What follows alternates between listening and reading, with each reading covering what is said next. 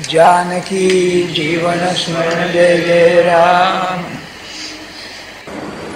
काल एका बाईने प्रश्न असा विचारला की मी काय सांगितलं की आपलं फूल बघा, एखाद्या याचं फूल आहे गुलाबाचं, किती ते स्वतंत्र रीतीने फुलतं, पण रोज त्या वनस्पतीला फुलं येऊन सुद्धा त्याच्या ताजेपणामध्ये कमी होत नाही. काय ते सुंदर असतं, चांगलं असतं. महाराजांना हे फार आवडे. त्याचं कारण सांगतो आपल्याला. काय आहे, तुम्हाला जसं विचारलं की बघ प्राणी, आपल्या घरी एक कुत्रं आहे समजा, ते कुत्रं आणि आपण मालक, काय फरक आहे हो याच्यामध्ये? ते काय 4 पायावर चालतं, आपण 2 पायावर चालतो, हा का फरक आहे? खाणं पिणं, त्याच्या भावना, त्याचं प्रेम, त्याचा समज हे आपल्यासारखंच असतं. थोडं कमी असेल पण पुष्कळ असतं. आपल्याला मी एक उदाहरण सांगतो, त्याची बुद्धी कशी काम करते बघा. की ऑस्कर वाईल्ड म्हणून युरोपमध्ये, ब्रिटनमध्ये एक मोठा लेखक होऊन गेला. 30, 40, 50, 60 वर्ष झाली असतील त्याला. अतिशय बुद्धिमान पण अतिशय विचित्र होता बरं का. उदाहरण सांगायचं म्हणजे तो काय म्हणाला, म्हातारपणी सुख पाहिजे असेल तर 2 गोष्टी पाहिजे. आपण काय म्हणू, देवाकडे चित्त लावा आपण. तो काय म्हणाला, बँकेमध्ये पुष्कळ पैसे आणि उत्तम पचनशक्ती, म्हातारपण सुखाचं जाईल. मला विनोदी विलक्षण माणूस होता बरं का. तेव्हा तो त्याच्या मित्राला भेटायला जायचा, आठवड्यातून 2-3 वेळा भेटायला जायचा. तर तो जात असे तर थेम्स नदी ओलांडून जावी लागेल. नदीच्या पलीकडे त्याचा मित्र राहत असे. हा बरोबर आपला कुत्रा घेऊन जायचा बरं. तर काय 1-1.5 तास तो बसायचा मित्राकडे. तो पण कुत्रा आपला झोप घ्यायचा आणि मग पुन्हा मालकाबरोबर परत बरं. एकदा काय झालं, ते कुत्रं निजलं आणि हा त्याला बरोबर न घेताना घरी आला. म्हणजे कुत्रं उठलं नाही आणि 10 मिनिटं झालं उठला, पाहतो तो मालक नाही. तर त्या कुत्र्याला फार त्रास झाला. ते नदीपाशी आलं, कुंकू करायला लागलं, कोणी त्याला ओळखलं आणि मग पलीकडे आणलं. बुद्धीची गंमत सांगतो नाही आपल्याला. मग आम्हाला तिने ॲनिमल सायकॉलॉजी म्हणून एक भागच असतो, त्यापैकी ती उदाहरण आहे. तेव्हा पुढच्या वेळेला त्याने काय केलं, कुत्रा आणला तर तुम्हाला माहिती आहे की त्या युरोपियन लोकांच्या घरामध्ये बाहेर टोप्या आणि काठी ठेवायला एक स्टँड असतो. आपण चपला ठेवतो कारण घरात आपण चपला वापरत नाही. एक स्टँडच असतो, टोप्या, हॅट्स, आणखी काठी. तर मालकाने आपली टोपी आणि काठी ठेवली तिथे. मालक गेलं गप्पा ठोकायला. या कुत्र्याने काय केलं, त्याची टोपी काढली आणि आपल्या तोंडावर घेऊन निजला. म्हणजे जाताना झकमारी ती टोपी काढावीच लागेल. कुत्रा झाला. काय बघा अक्कल आहे नाही, विचार करण्यासारखी गोष्ट आहे नाही का. माझ्या म्हणण्याच आहे तू काय. मग फरक काय आहे, कुत्र्याला जीवनात आपण कुत्र्यापेक्षा काही वेगळं व्हावं असं वाटत नाही. कुत्रा तो कुत्राच. तुम्ही अगदी त्याला अमेरिकेत न्या बरोबर, तिथे आता अमेरिका म्हणजे आजकालचं काय स्वर्गच आहे, तिकडे न्या, शिकवा त्याला, सगळं करा. कुत्रा तो कुत्राच, सिंह तो सिंहच. राजांना जंगलचा, परंतु सिंहाला काय मी माणूस वावट नाही. माणसाचं असं नाही. माणसामध्ये असं काहीतरी आहे की ज्याच्यामध्ये मी माणसाच्या पलीकडे जावं असं वाटेल, मनुष्यत्वाच्या पलीकडे जावं असं त्याला वाटेल. आणि ते असेल तर परमार्थ आहे. म्हणून इतकी आपली प्रगती झालेली आहे. काय म्हणजे सायन्सची प्रगती, काय कमाल आहे. माणूस चंद्रावरती जाऊ शकतो म्हणजे काय असेल मला सांगा. हे सगळं जरी असलं तरी त्याने माणूस सुखी नाही, कारण त्याला जे व्हायचंय ते त्यात तो नाही. माणसाला अतिमानव बनायचं आहे, माणसाच्या पलीकडे जायचं आहे त्याला. मनुष्यत्वाच्या पलीकडे जायचं आहे. बरं, ते असेल तर भगवंताचं होणं आहे. म्हणून तुम्ही पहा फरक कसा आहे. या संस्कृतीमध्ये तुम्ही एक वर्तमानपत्र बघा बरं का, त्यामध्ये तुम्हाला नट्यांची फ्रंट पेजवर पुढच्या पानावर गुंडांची माहिती, बायका या नट्या असतात त्यांची माहिती, किंवा काय युद्धबिद्ध असेल ते. बरं, माझ्या म्हणण्याचे हेतू काय, एखादा समजा खराच साधू किंवा मोठा मनुष्य मेला, कोपऱ्यात कुठेतरी बातमी असते. मी नावं ठेवीत नाही, मी तुम्हाला समजावून देतो आहे बरं का. याचा अर्थ काय, समाजामध्ये आज मोठा कोण, मानवी जीवनात मोठा कोण, तर तो शरीराला जो महत्व देतो तो मोठा. विचार करण्यासारखी गोष्ट आहे बघा, नाही का. आणि इथे काय आहे, शरीराला साधनात्मक मूल्य आहे, इन्स्ट्रुमेंटल व्हॅल्यू, इंट्रिन्सिक व्हॅल्यू नाही. म्हणजे त्याला स्वतःची अशी किंमत नाही, तर ते असेल तर तो परमार्थात आहे. या देहाचं महत्व तुकाराम महाराजांचा एक अभंग आहे. या शरीरासारखं वाईट नाही म्हणाले, पण या शरीरासारखं उत्तम नाही, कारण परमात्मा सुद्धा जगाला शिकवण्याकरता मानव देह घेऊन येतो. बरं, हे मी का सांगतोय आपल्याला, तर या देहाचा उपयोग काय करायचा याकरता अध्यात्म आहे. स्त्री पुरुषाचा भेद नाही त्यात, कारण माणूस हा माणूसच आहे. मानवता जी आहे ती पुरुषामध्ये आणि स्त्रीमध्ये आहेच, फक्त शरीराचा भेद आहे. त्याचं कारण सुद्धा काय, उत्क्रांती जशी झाली, अगदी आरंभिकीने ते जे जंतू असत त्यांच्यामध्ये 2 लिंग नाही, एकच लिंग, आणि तो त्याची वाढ म्हणजे त्याची फुटून 2 शरीरं व्हायची. त्याला युनिसेक्शुअल असं म्हणतात. पण माणूस हा बायसेक्शुअल आहे, म्हणजे हा द्विलिंगी आहे. तर इथे पुरुष आणि स्त्री, मग ते एक प्राण्यांच्या मध्ये सुद्धा आलं बरं का. तेव्हा त्यांच्या शरीरात भेद आहे, बाकी मनामध्ये आणि शरीर बाकी याच्यामध्ये ध्येयामध्ये फरक नाही. हे सांगण्याचं कारण असं की ज्ञानेश्वर महाराजांनी काल जो आपल्याला विषय सांगितला सख्य भक्तीचा, यामध्ये पुरुष आणि स्त्री दोघेही भगवंताचे भक्त होऊ शकतात. बरं, त्यातल्या त्यातच जर म्हणायचं तर स्त्रीचं सख्यपण पुरुषाच्या सख्यपणापेक्षा रमणीय असतं फार. मी नेहमी सांगतो, तुकाराम बुवांनाही भगवंताची तळमळ लागली आणि मीराबाईलाही लागली. मीराबाईचं काय सांगावं आपल्याला, काय आहे, आपल्या मराठी लोकांना ते हिंदी तितकं येत नाही. तिची भाषा म्हणजे राजस्थानी आणि गुजराती आणि हिंदी असं मिश्रण आहे. पण काय तिचं प्रेम, परमात्मा का बसवणार. एक सहज आठवलं म्हणून सांगतो, तो काय माझा विषय नव्हे. काय म्हणाली ती बरं का, कोई कहियो रे बरं का आवनकी, श्रीकृष्ण माझ्याकडे येतोय, हे कुणीतरी मला येऊन निरोप द्या. आवनकी मन भावनकी, माझ्या मनामध्ये ज्याच्याबद्दल अत्यंत प्रेम आहे अशी एकच वस्तू आहे तो श्रीकृष्ण. कोई कहियो रे प्रभू आवनकी, आवनकी मन भावनकी, हेही ठीक आहे. पुढे म्हणते हे 2 आहे ना, हे 2 माझे डोळे कहियो नाही माने. कसं सुचलं असेल त्या बाईला, ह्या डोळ्यांना मी किती सांगते ऐकत नाहीत. नदिया बहे जैसे सावन की, अरे नदी वाहते आहे, श्रावणामध्ये नदीला पूर आला म्हणजे जसे वाहते तसे हे 2 डोळे नदी वाहते आहे. प्रेम अमृताची धार वाहे देवाही समोर, तुकाराम महाराजांचा अभंग आहे. तेही रडले यात शंकाच नाही, त्याशिवाय परमात्मा नाही. पण त्यांचं प्रेम पुरुषी प्रेम होतं, हिचं स्त्रीचं प्रेम नाजूक आहे फार. कसं आहे बघा, सांगण्याचे हेतू काय, स्त्री पुरुषात भेद नाही. मग सख्य हे दोघांनाही शक्य आहे, पुरुषाला आणि स्त्रीला परमात्माचं सख्य आहे.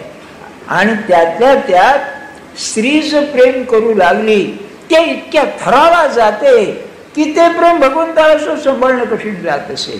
गोपींचं आपल्याला माहिती आहे ना, तो हा जेव्हा आला न्यायला, ते कथा म्हणजे असं नाही, खऱ्या असतात या.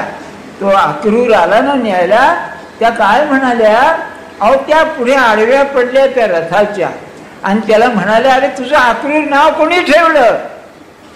क्रूर नाही तो अक्रूर ना, तुझं बा आईबाप चुकला म्हणाला, तू महाक्रूर आहेस म्हणाल्या. बाहेर त्यांना म्हणाला. हा, हे गंमत आहे. सांगण्याचा हेतू काय की हे जे सख्य आहे याच्यामध्ये मोठी रम्यता आहे.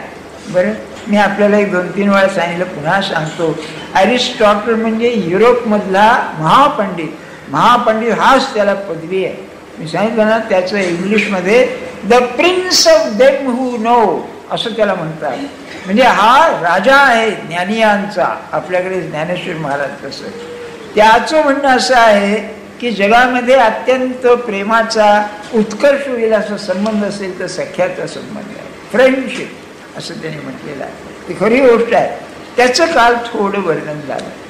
तर आता आपल्याला काय घ्यायचं, मी 2-3 ओव्या सांगितल्या. त्यातल्या एक अशी सांगितली, तुम्ही विसरणार नाही माझी खात्री आहे, पण माझा हा व्यवसाय असल्यामुळे पुन्हा सांगतो. हां, बरं का. ते काय म्हणाले, किंवा भक्तिभाव आणि भजन, निरूपण कथा कीर्तन, प्रेमळ भक्तांचे गायन आवडे देवा. मग त्याला आवडणारी गोष्ट आपण केली की त्याचं प्रेम स्वाभाविक बसेल. मग त्याचं प्रेम कसं येईल? ईश्वराचे जे मनोगत तेच आपले उचित. हे पुरुष की नाही शब्द वापरतात ना, फारच मार्मिक असतात.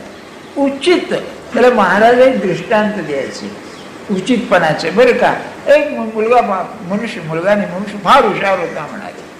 तेव्हा त्याच्या बापाने, बाप म्हातारा झालेला होता, त्यांचं कोणी नातेवाईक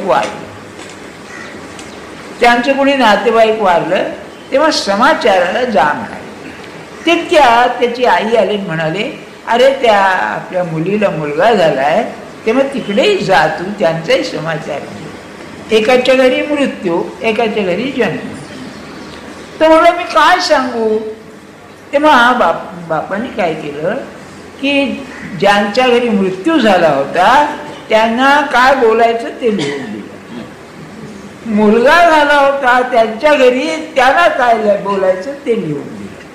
खिशात चिठ्ठ्या ठेवल्या. तो गेला तर ज्याच्या घरी काय मृत्यू झाला होता त्यांनी मुलगा झाला ते वाचून दाखवलं. म्हणजे काय, मृत्यू झालाय आणि मुलाचे वाचून दाखवतोय तेही सोसलं, पण मुलगा झाला ज्यांच्या घरी त्यांच्या घरी मृत्यूच वाचून दाखवल्यावर म्हणला वेळा या. याला अनौचित्य म्हणतात मराठीमध्ये. बरं, तर ईश्वराचे मनोगत, आपल्या जीवनात घडणारी जी गोष्ट आहे तेच आपले उचित, या शब्दामध्ये फार मार्मिक आहे. संस्कृत काव्य, मराठी नव्हे, संस्कृत काव्यशास्त्रामध्ये औचित्याला फारच महत्व आहे. माझा काय तो विषय नव्हे, काव्यशास्त्र सांगून ठेवतो आपल्याला फार, की त्या प्रसंगामध्ये त्या कवीनं जे लिहिलेलं आहे ते उचित आहे का नाही असं. म्हणजे ती एक खरं चांगलं काव्य असण्याचं लक्षण आहे. म्हणजे मग केवढे महत्व आहे उचित शब्दाला इथे, की त्याला नावं ठेवतात. असं कसं केलंस तू? तुम्ही पुष्कळ ऐकलं असेल, तुमच्याही मनात कधीतरी येत असेल, काही प्रसंग आला, अहो मी कधी कोणाचं काही केलं नाही, कोणी वाईट चिंतलं नाही, माझ्या वाट्याला का, म्हणजे ते अनुचित आहे त्यांनी केलं असं याचा अर्थ. गर्मीचा अर्थ नाही का. महाराज काय म्हणायचे याचा अर्थ असं, त्याला कळलं नाही काय करावं ते, नाही का. बघा कसं होतं. म्हणून इच्छेसाठी भगवंत अंतरू नये. किती आहे हे टाळण्याकरता काय करायचंय. तेव्हा समर्थांची त्याच्यातच ओवी आहे बरं का. सांडूनी आपुली संसार व्यथा. बरं का, हा शब्द म्हणजे मार्मिक आहे. करीत जावी देवाची चिंता. म्हणजे काय करा देवाची चिंता. काय सांडूनी आपुली संसार व्यथा. अलीकडच्या काळामध्ये आपल्या महाराष्ट्रामध्ये असा एक पुरुष होऊन गेला की ज्याच्या दुःखामध्ये, ज्याच्या एकंदर परिस्थितीमध्ये त्यांनी भगवंताशिवाय दुसरा विचार केला नाही, एका नामाशिवाय. ते आंधी रांगडे ते मला असं म्हणाले, तुम्हाला सांगतो म्हणजे त्यांचे शब्द सांगतो मी, गेल्या 40 वर्षामध्ये आज मला बरं आहे असं मला आठवत. आणि काय नाम घेतले ते, काय माणूस असेल मला सांगा. सांडूनी आपुली संसार व्यथा. बरं का, मुलाला नोकरी लागत नाहीये किंवा आला नोकऱ्या सोडतो, मुलीचं लग्न होत नाहीये किंवा तुम्हाला बरं नाहीये, काय हजार व्यथेला काय हो, किंवा अरे काय हो इतका अर्ज केलाय अजून काही निकाल लागत नाही. किती गोष्टी अशा आहेत मला सांगा, नाही का. सांडूनी आपली संसार व्यथा करीत जावी देवाची चिंता. इथे चिंता शब्दाचा अर्थ चिंतन असा आहे. बरं का, चिंता हा खरा शब्द नाही, चिंतन हे म्हणून आहे. बरं का, मग काय करावं, निरूपण कीर्तन कथा वार्ता देवाची करावं. म्हणजे आपली सगळी ऍक्टिव्हिटी, आपलं सगळं जे आहे ते देवाबद्दल असावं. उठणं चालणं वाचन विचन काय असेल ते. बरं, आता पुढची आजची उभी अशी आहे. बरं का, ते म्हणाले जयाचेनी कृपा तुषारे. बरं का, परतले अविद्येचे मोहरे परिणामे अपारे बोधा होते. फार जुनी भाषा आहे. त्यांचं म्हणणं असं, भगवंताच्या भगवंत नाही, गुरुचं वर्णन आहे. गुरुच्या कृपेच्या तुषार थेंब अंगावर आला. बरं, शिंतोडा थेंब सुद्धा बरोबर नाहीये. तुषार याचा अर्थ शिंतोडा जर आपल्या अंगावर आला तर पहिल्यांदा काय होत असेल, अविद्येचं जे पांघरुण आहे ते ढिलं होत. आणि ते ढिलं झालं की मग ज्ञानाला साठवण्याला सोपं जात. ज्ञान आपल्यावरती वर्षाव करायला सोपं, बोधामृत असं नाव दिलंय, ते सोपं झालं. तुम्ही आता सगळ्यांनी ऐकलंच आहे. 4-8 दिवस मागे त्यांनी सांगितलं की जयाच्या कृपा सलिले. सलिल म्हणजे पाण्याचं ओघ. बरं का, त्याचा अर्थ एका टीकाकारांनी फार छान दिलाय. लिलेनं जो प्रवाह वाहतो तो सलिल आहे. मला आवडला त्या. म्हणजे धो धो धो वाहत आहे ते सलिल आहे. तेव्हा ज्याची कृपा अशी प्रवाहाने येत आहे त्याने काय होतं म्हणले, तो जो जीव आहे शिष्याचा तो सर्वांगाने शुद्ध होतो. पाखाळीले शब्द वापरला. आपल्याकडे प्रक्षाळ पूजा म्हणून असते बघा, हा संस्कृत शब्द आहे. प्रक्षालन म्हणजे पूर्ण, क्षालन म्हणजे धुणे, पूर्ण धुणे, प्रकर्षाने धुणे, याला प्रक्षालन. तर जीव अगदी सर्व स्वच्छ होतो. अहो किती स्वच्छ होतो, ते म्हणाले शिवाला सुद्धा तो ओळा समजतो, शिवाच्याही पलीकडे जातो, म्हणजे परमात्मा स्वरूप होतो. मला आठवत असेल अरे ती जोवी इथे नाही का सांगितली, त्या ओवीतला भावार्थ इथेच नाही का सांगितला. ज्ञानेश्वर महाराजांनी पुनरावृत्ती केली आहे, त्यांची स्फूर्ती आटली का नाही का. रिपिटिशन आहे या लोकांच्या म्हणण्याप्रमाणे. हे काय म्हणणे पुन्हा तेच नाही. याचं कारण असं आहे, परमार्थामध्ये सुद्धा एकदम जर ज्ञान आलं तर सहन होत. त्याला उदाहरण सांगतो आपल्याला. समजा एखादा माणूस आहे आणि लढाई झाली किंवा एपिडेमिक, साथीचा रोग आला आणि घरातली 2-4 माणसं एकदम मेली. त्या इन्फ्लुएन्झाच्या साथीत असंच झालं ना. अहो घरी 2 प्रेत पडून राहायची, न्यायला माणसं नाही तशी. स्मशानात नंबर लावावेच लागले. पण अशी स्थिती, असा प्रसंग आपल्याला सहन होईल का, नाही सहन. तसंच आनंदाचं आहे. महाराजांना एकदा म्हटलं, महाराजांनी गंमत केली. म्हणलं एका नाटकामध्ये महाराजांना मी म्हटलं की एका माणसाने मिशा लावल्या होत्या, त्याच्या मूळ मिशा नव्हत्या, त्या मिशा लावल्या होत्या आणि नाटकात काम करताना ते मिशा पडल्या. बरं का. तर म्हणलं अशा आम्हाला आनंदाच्या कृत्रिम मिशा का लावित नाही बरं का. खरं गुरुत्व आहे बघा, बोलण्याचं चातुर्य. बरं म्हणलं पुरुषाला मिशा, बायकांचं काय करायचं म्हणाले.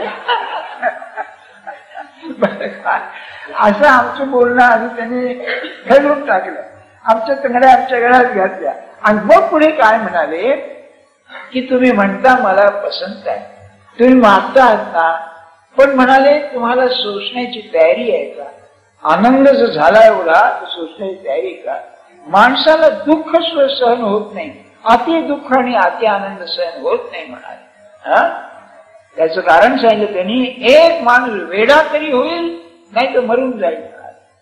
आणि मग जेव्हा मी ॲबनॉर्मल सायकॉलॉजी म्हणून ब्रँचेस बरं का त्यात वाचलं, ते एक उदाहरण असं वाचलं होता, तेव्हा महाराजांचं म्हणणं पटलं. म्हणून तुषार शब्द वापरला, शिंतोडा, एकदम प्रवाह सहन होणार नाही कृपेचा. रेपिटेशन नाही आहे, ते असं आहे उदाहरण. आधी ते हिंदुस्थानात सांगतो, मग तिकडचं सांगतो बरं का. एक हा होता भंगी मेहतर, दिल्लीला मेहतर होता. जुनी गोष्ट आहे, 30-40 वर्षापूर्वी. काय व्हायचं, त्या हा टाइम्स आहे ना, हिंदी टाइम्स, त्याला काय नाव आहे, नवभारत टाइम्स. त्याच्यामध्ये आप बीती असं एक सदर यायचं दर रविवारच्या नवभारतने. आप बीती म्हणजे तुमच्यावर आलेला प्रसंग बरं का. अशा खऱ्या झालेल्या गोष्टी असायच्या, त्यात हे आलेलं होतं. तेव्हा त्याचा जो मालक होता त्यांनी त्याच्या नावाने लॉटरीमध्ये तिकीट घेतलं, त्याच्या नावाने. कारण त्या मालकाला काही मिळतच नव्हतं. ते म्हणाले याला तरी एकदा घेऊ बरं का, म्हणून तिकीट घेतलं. डर्बीचं तिकीट घेतलं, डर्बीचं. तर 10 लाख रुपये त्याचं बक्षीस होतं बरं का. तेव्हा त्याला बक्षीस आल्यानंतर तो त्याच्याकडे आला म्हणाला, अरे म्हणजे तुझं नशीब काय, तेरी तकदीर क्या, 10 लाख रुपये तुझी कमी, क्या होगा म्हणाला. 10 लाख रुपये क्या बात है. अब त्याला कल्पनाच नाही 10 लाख रुपये बरं का. तर म्हणलं तुला काय पाहिजे ते मागून घे. लोक खाजवलं काय. तर ही 4 पायी बडी पुराणी हो गई, ते खाट म्हणला जुनी झाली ते नवे करून घ्या. बरं का. हे एक म्हणजे तो आनंद काय आहे याची कल्पनाच नव्हती. माणसाची अवस्था काय होती, त्या उन्मनी अवस्थेमध्ये तो मेल्यासारखा असतो. महाराज ब्रह्मानंद महाराजांचं एक पत्र आलं महाराजांना की माझा ग्रंथी भेद झाला. म्हणजे माया आणि आत्मा, अविद्या आणि आत्मा यांची जी गाठ पडली होती ती म्हणजे मी पोचलो बरं का. तेव्हा महाराज पंढरपूरला होते, गणपतराव दामले सांगत. तेव्हा बोलताना म्हणाले, अस्मादिकानी म्हणजे मी 9 महिने म्हणले ती भोगलेली आहे. उन्मनी अवस्था 9 महिने भोगलेली आहे. बरं, ज्ञानेश्वर महाराजांनी 16 अध्यायामध्ये वर्णन केले. देवाचं भानच नाही, वेड्यासारखा लाकडासारखा पडून असतो. रामकृष्णांचं नाही का, अहो त्यांना अशी अवस्था द्यायची की हा म्हणता समाधीत जायचे, मग खाली नाहीच येणं. मग ते काय करायचे, जाता जाता एक वासना ठेवायचे, मला तंबाखू खायची आहे, मला आमच्याकडे भेटायचंय, म्हणजे मग काही वेळाने खाली उलट आहे आपल्या बरोबर. अरे तुम्ही ऐकून ठेवा हो, परमात्म्याचं काय असतं.